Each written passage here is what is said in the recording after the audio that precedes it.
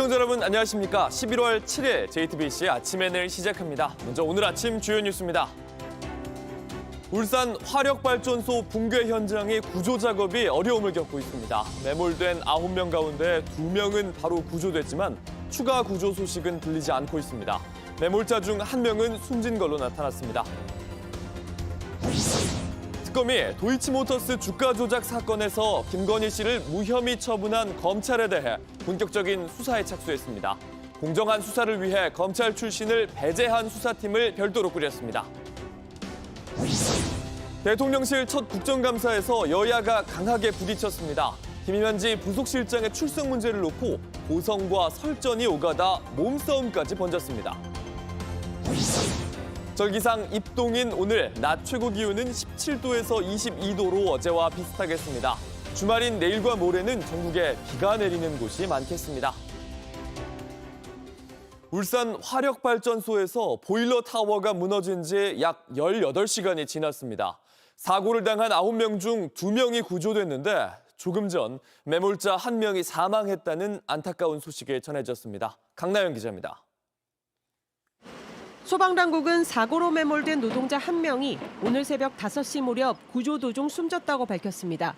어젯밤 브리핑을 통해 위치가 확인된 2명 가운데 의식이 있는 1명이 곧 구조될 것으로 내다봤는데 끝내 숨진 겁니다.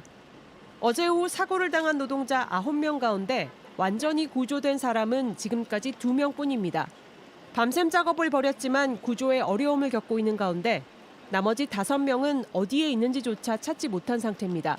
원체 구조물이 무거운 게 지금 눌려져 있기 때문에 이 사람 이게 구조하기가 굉장히 지금 어렵습니다. 굴착기가 아니고 사람이 겨우 들어가는 공간에서 이걸 파는 거기 때문에.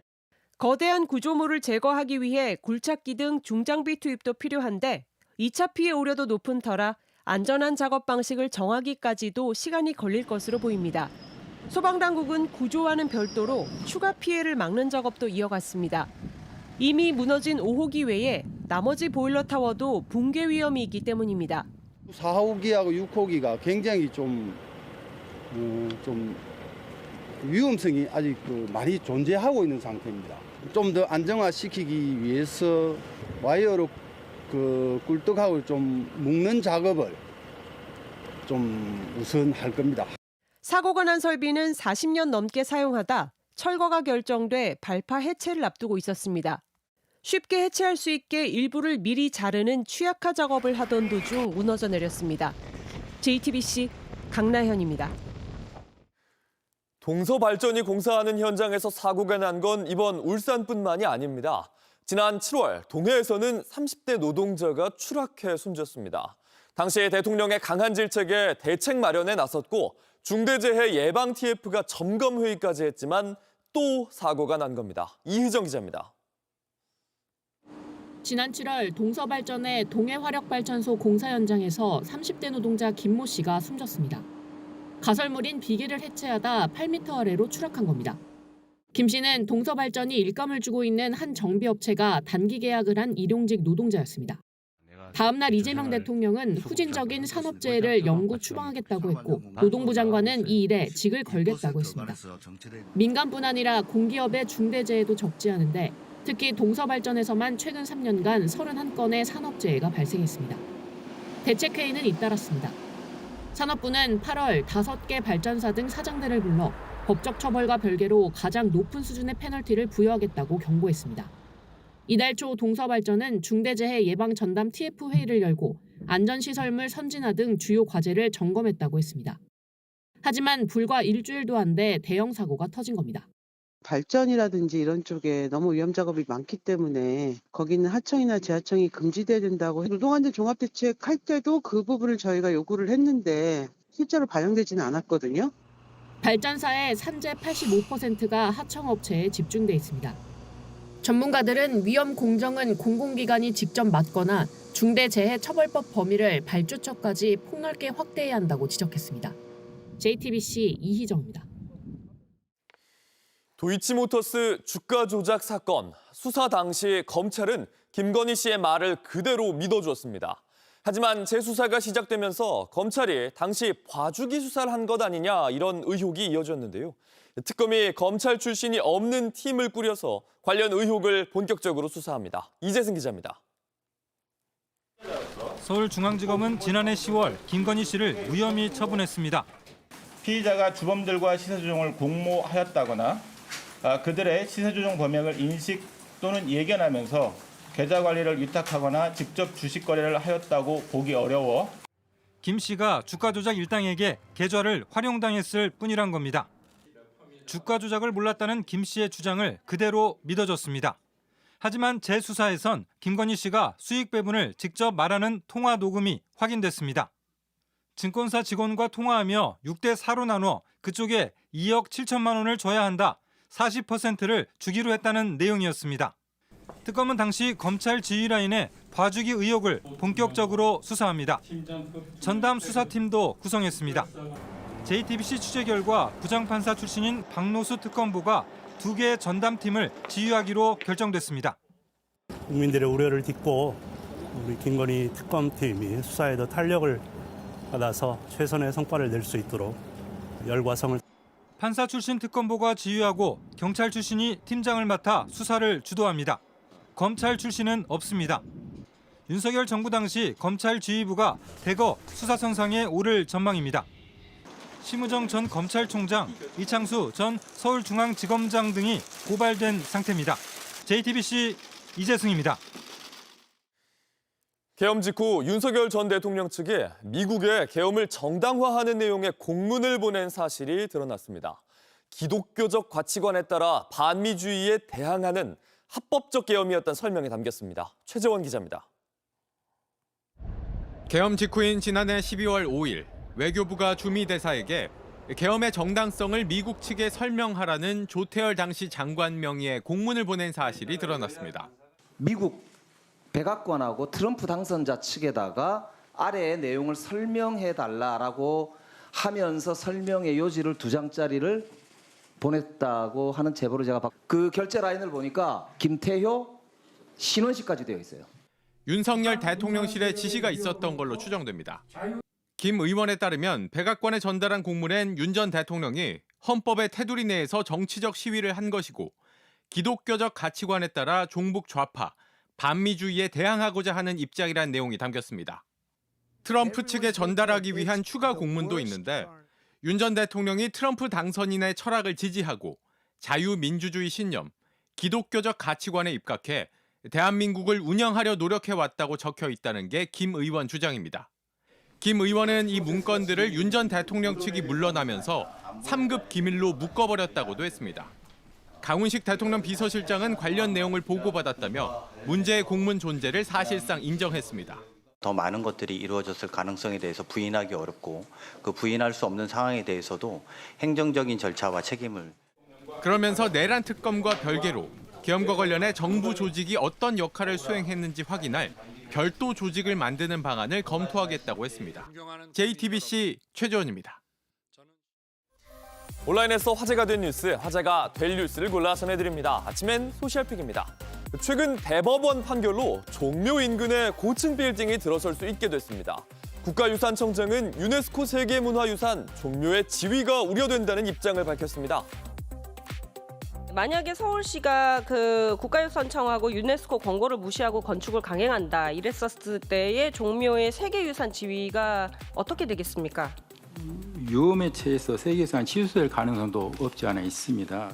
세계유산을 물려줄 것인가 아니면 미래 세대에게 콘크리트 빌딩을 물려줄 것에 대해서 한번 생각해 볼 필요가 있습니다. 2년 전 서울시 의회는 역사문화환경보존구역 밖이라도 문화재에 영향을 미치면 인허가를 검토해야 한다. 이 조례를 삭제했습니다. 문화재청과 협의하지 않았다면서 문체부가 반발했지만 대법원은 서울시 의회의 손을 들어줬습니다. 서울시는 종묘 인근에서 재개발 중인 세운 4구역의 건축물 높이를 최고 141.9m로 변경했는데 약 40층 높이 건물이 들어설 수 있게 된 겁니다. 유네스코는 종묘를 세계유산으로 등재할 당시에 경관에 악영향을 미칠 수 있는 인근 지역에서의 고층 건물 인허가는 없다는 걸 보장해야 한다 이렇게 권고한 바 있습니다. 미국 뉴욕에선 스스로 민주적 사회주의자라고 밝힌 최초의 무슬림 시장이 탄생했는데요. 하지만 진보 시장의 당선이 탐탁지 않은 사람들도 있습니다. 미국의 유명 래퍼 50센트가 조란 맘다니의 당선 이후 올린 인스타그램 게시물입니다. RIP 뉴욕, 뉴욕의 명복을 빈다는 의미입니다. 당선 전부터 그는 꾸준히 맘다니의 세금 정책을 비판했는데요. Well, his argument is there are a lot of people in New York who make a lot of money because they contribute a lot, and you're going after them. What do you say to him tonight? Having the top 1% of New York City who are making more than $1 million a year, having them pay 2% more for an economic agenda that would transform every New Yorker's life, including their own, is something that is worthwhile. 하지만 50센트, 의도는 좋지만 세금 때문에 부자들이 도시를 빠져나갈 거라며 자신도 뉴욕을 탈출할 거라고 했습니다. 맘다니가 당내 경선에서 이긴 순간부터 세금 회피처인 플로리다주의 부동산 시장이 들썩인다는 보도도 이어집니다.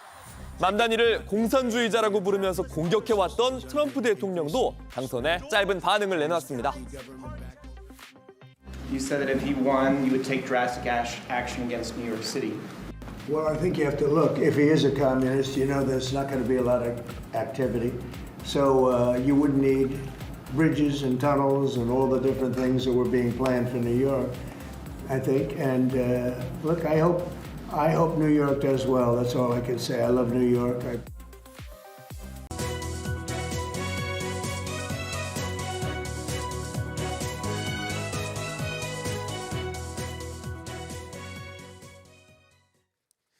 이재명 정부 대통령실에 대한 국정감사가 열렸습니다. 김현지 부속실장의 출석을 놓고 여야가 내내 충돌했는데 의원들은 배를 밀치며 몸싸움까지 벌였습니다. 최연수 기자입니다. 본격적인 질의에 들어가기 전부터 신경전을 벌이던 여야. 국민의힘이 대통령실 국감을 앞두고 공격수로 배치한 주진우 의원의 자격 문제가 불거지면서 본격적으로 맞붙기 시작했습니다. 윤석열 대통령의 법률 비서관을 역임한 주진우 의원께서 주진우 의원이 앉아 계실 것은 피감기관 증인석입니다. 제가 김현지 부속실장 관련된 의혹을 집중적으로 제기하니까 민주당이 이렇게 조직적으로 입틀막하는 것에 대해서 저는 소란 끝에 1시간 만에 회의가 멈춰섰고 설전은 몸싸움으로 번졌습니다. 왜 소리 질러? 말 함부로 하지 마세요. 왜 소리 질러? 뭐야? 회의장에서 나가면서 국감 파행 탓을 하는 말을 주고받다 감정이 격해진 겁니다. 그런데 갑자기 이기현 의원이 육중한 몸집으로 다가오더니 저는 회의장 문을 나가려고 하다가 돌아서 있는 상태인데 그대로 몸을 부딪히게 되었습니다. 국감을 방해하는 것은 국민의힘이다, 당신들이다 라고 얘기했더니 바로 뒤돌아서서 저에게 몸을 던지다시피 했습니다. 배치기 소동 끝에 가까스로 시작한 국감에서는 대통령실도 언쟁에 가세했습니다. 시중에 떠드는 거 다 모아서 다 의혹이라고 해서 한 사람의 인격을 어렵게 만드는 것은 그건 국회의원의 특권이라고 보기엔 좀 어렵지 않겠습니까? 그래서 이 과정에서 대통령실 인사와 야당 의원이 얼굴을 붉히는 상황도 벌어졌습니다. 김현지 실장한테 이상호로부터 체포영장 받은 적이 있느냐 이런 거 물어보신 적 있으세요? 의원님이 김건희 여사의 관계와 최혜병 사건과의 관계가 덮어진다고 생각하지 않습니다. 분명하게 지금 김현지 부속실장 출석 문제를 놓고 공방이 이어지며 대통령실 국정감사는 정회가 반복되고 있습니다. JTBC 최연수입니다. 장동혁 국민의힘 대표가 광주를 찾았지만 짧은 묵념만 하고 돌아갔습니다. 시민단체들은 장 대표가 비상계엄에 사실상 동조하고 5.18을 폄훼한 인사를 옹호했다면서 거세게 반발했습니다. 황예린 기자입니다. 장동혁 국민의힘 대표가 5.18 민주묘지에 도착하자 기다리던 시민사회단체가 달려가 애웠습니다.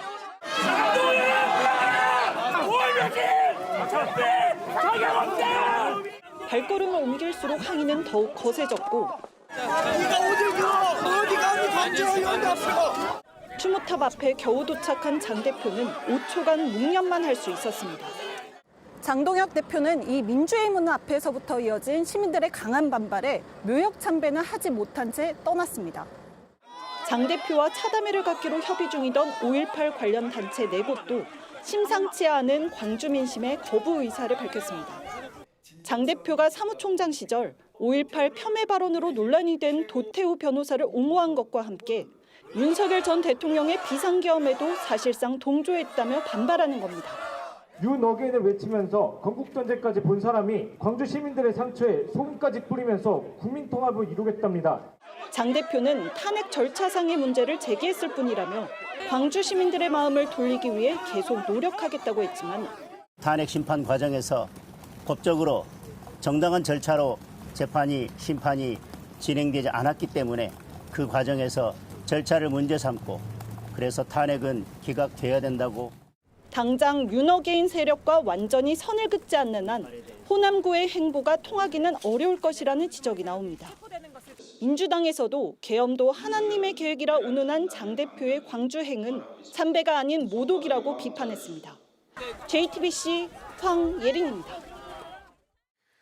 트럼프 대통령의 관세 정책이 적법했는지 미국 연방대법원이 심리를 시작했습니다. 미국 정부는 세입이 아니라 규제가 목적이었다고 주장했는데 만약 미국 정부가 패소한다면 기업에 약 140조 원을 돌려줘야 할 수도 있습니다. 송지혜 기자입니다. 관세 부과의 적법성을 따지는 미국 연방대법원의 심리는 현지 시간 5일 시작됐습니다. 첫 구두 변론에서 3시간 동안 치열한 공방이 벌어졌습니다. 쟁점은 대통령이 국제 비상경제권한법을 근거로 관세를 직접 부과할 수 있는지 여부입니다. 제이미슨 그리어 미국 무역대표는 폭스뉴스와의 인터뷰에서 미국 정부가 패소할 경우 일부 관세를 기업들에 돌려줘야 할 수도 있다고 밝혔습니다. So the reciprocal tariffs that were at issue yesterday, I don't have the exact number, but it's over 100 billion, but I think it's going to be less than 200 billion or thereabouts.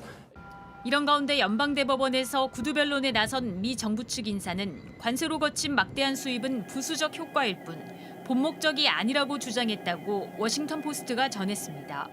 존 사우어 법무차관은 대법관들에게 이 관세들은 규제를 위한 관세들이지 세입이 목적인 관세가 아니다라고 주장했습니다. 하지만 이는 연방정부가 관세로 떼돈을 벌고 있다며 관세 수입이 국익에 도움이 된다고 말했던 트럼프 대통령의 발언과는 배치되는 내용입니다. JTBC 송지혜입니다.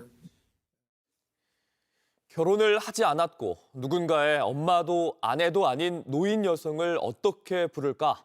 이 질문에서 시작한 70대 비혼 여성의 삶이 연극으로 만들어졌습니다. 주말을 가득 채울 공연 소식 강나연 기자가 전해드립니다. 비혼? 난 그런 거 결심한 적 없는데. 나는 그냥 아무것도 책임지고 싶지가 않았어요.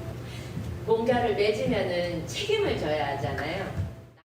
청소노동자로 살다 호텔에 머물며 소설을 쓰기 시작한 70대 여성 윤숙.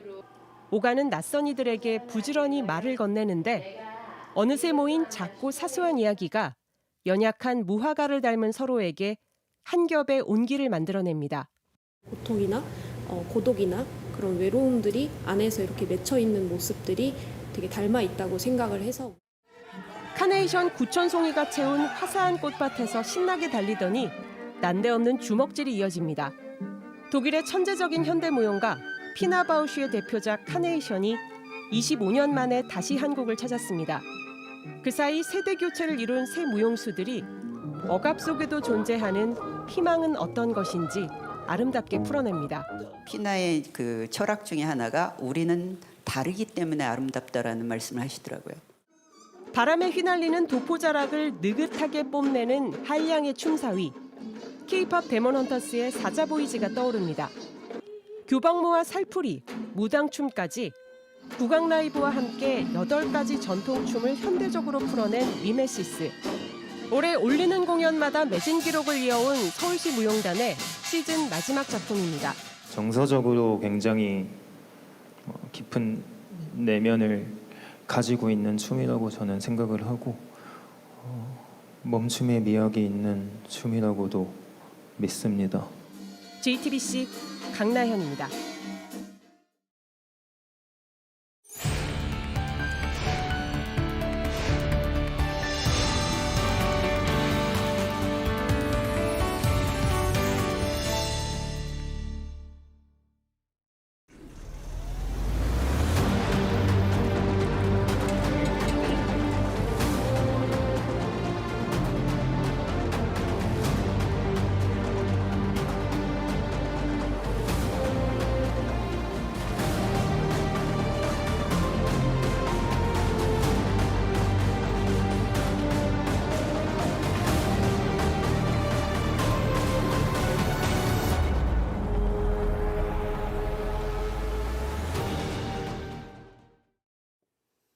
10월 15일 부동산 대책이 나오면서 1기 신도시에서 진행 중이던 재개발, 재건축 사업에도 관심이 커졌습니다.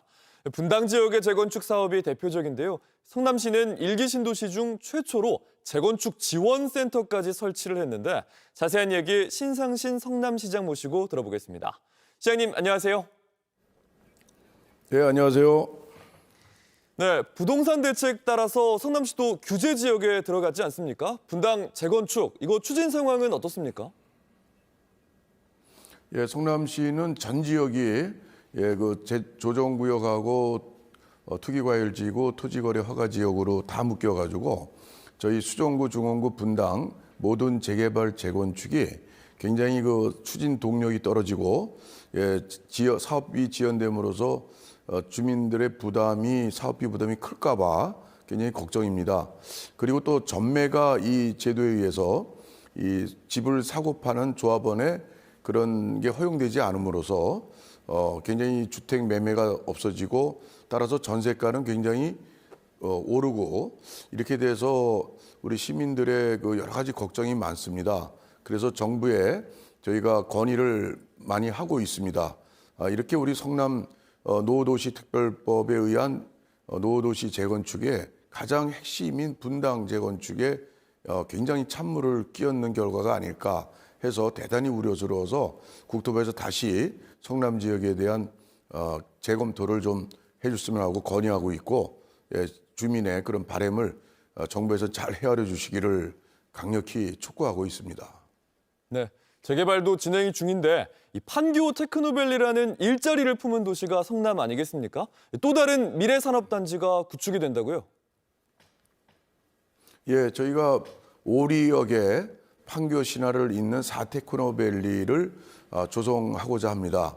얼마 전에 또 선포식도 하고요. 또 미국 피츠버그시를 혁신한 톰 머피 전 시장에게도 우리가 이제 기획가로 위촉을 했습니다. 그 자리에서 우리 오리역은 이 공유지가 한 5만 평 가까이 되고 또 일반 상업 부지까지 다 합치면 한 10만 평이 넘는 그런 큰 오리역세권입니다.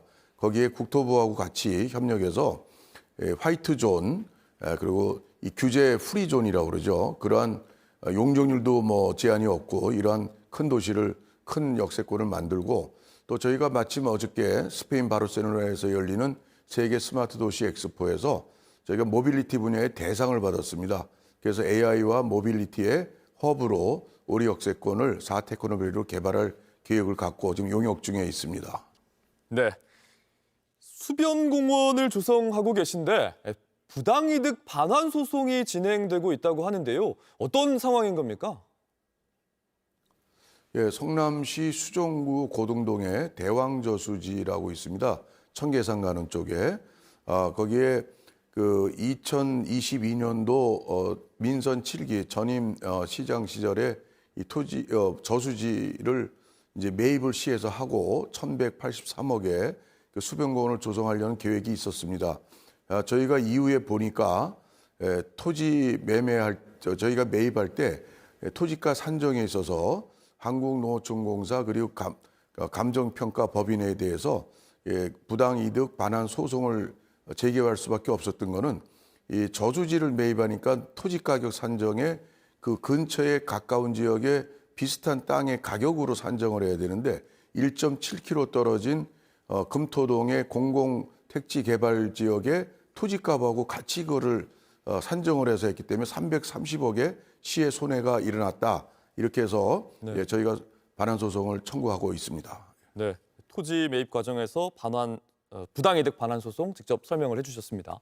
이 수십 년 동안 방치됐던 옛 하수 종말 처리장이 성남 물빛 정원으로 시민을 위한 공간으로 탈바꿈됐다는 이야기도 들었습니다. 예, 성남시 분당구 구미동에 삼각지가 있습니다. 두물머리 동막천과 탄천이 만나는 그곳에 9,000평 부지인데 하수종말 처리장을 30년 전에 다 완공을 했는데 주민들의 반대로 가동이 안 됐던 곳, 30년 동안 그 위험시설이기 때문에 사람이 드나들지 못했던 곳인데 그곳을 산책길과 또 우리 도시재생을 해서 짓담한 건물에 리모델링을 해서 뮤지컬로 해서 금난새 우리 상임 지휘자께서 거기서 일주일에 한두 번씩 지금 주민을 위한 음악회도 열고 그것을 재탄생시키는 도시재생의 아주 표본으로 저희가 해서 세계적인 미술관 유치도 준비하고 있습니다. 네, 더 나아지는 성남을 기대해 보겠습니다. 신상진 성남시장이었습니다. 감사합니다. 네, 성남시장입니다. 감사합니다.